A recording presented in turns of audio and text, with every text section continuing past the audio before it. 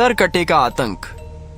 एक छोटे से गांव का से जिसका नाम था कतुलिस्तीवा। ये गांव के लोग बहुत खुशहाल जीवन जीते थे, लेकिन फिर एक दिन सब कुछ बदल गया। गांव में रात के समय अजीब घटनाएं होने लगी। पशु डर कर भागने लगे। धीरे धीरे गांव वालों को महसूस होने लगा कि कोई अनजानी परछाई अब गांव में मंडराने लगी है। एक रात गांव के उत्तर दिशा में बने एक घर से चीख की आवाज आई। लोग दौड़े, लेकिन जब वहां पहुंचे तो वहां केवल एक बच्चे की लाश मिली। उसके चेहरे पर भय की छाप थी, मानो वह मरते समय भी कुछ कहना चाहता हो। धीरे धीरे गांव में फैल गई एक भयानक अफवाह। एक सरकटा आदमी रात को गांव में आता है। वो हर रात किसी घर का दरवाजा खटखटाता है और जो बच्चा बाहर आता है वह फिर कभी नहीं लौटता। लोग इसे अंधविश्वास मानकर नजरअंदाज करने लगे, लेकिन फिर एक और बच्चा मारा गया, फिर एक और। अब यह सिलसिला हर रात का बन गया। हर रात जैसे ही घड़ी 12 बजती, गांव में सन्नाटा फैल जाता। हर घर का दरवाजा बंद कर दिया जाता। ठक ठक ठक ठक कोई जोर जोर से किसी घर का दरवाजा पीटता। उसके बाद बस चीख सुनाई देती और फिर सन्नाटा। सुबह गांव के चौराहे पर एक और मासूम की लाश पड़ी होती। गांव वालों का धैर्य अब टूट चुका था। एक सुबह वे सब मिलकर पास के थाना पहुंचे। उन्होंने इंस्पेक्टर रवि सिंह को सब कुछ बताया। इंस्पेक्टर ने पहले इसे मजाक समझा। अरे भूत वूत कुछ नहीं होते, किसी सिरफिरे कातिल का काम होगा। गांव वालों ने बच्चों की तस्वीरें, घटनाओं का क्रम और सबूत दिखाए। इंस्पेक्टर थोड़ा गंभीर हुआ और कहा, ठीक है, आज रात मैं खुद गाँव में पहरा दूंगा। अगर सच में कुछ है तो सामने आएगा। रात करीब 12:15 पर इंस्पेक्टर रवि गांव पहुंचा। गांव शांत था, मगर आसमान में काले बादल थे। हवा चल रही थी और हर तरफ डर का माहौल। तभी ठक ठक ठक ठक एक कच्चे घर का दरवाजा जोर से पीटा गया। इंस्पेक्टर ने अपनी बंदूक उठाई। अचानक एक परछाई सामने आई।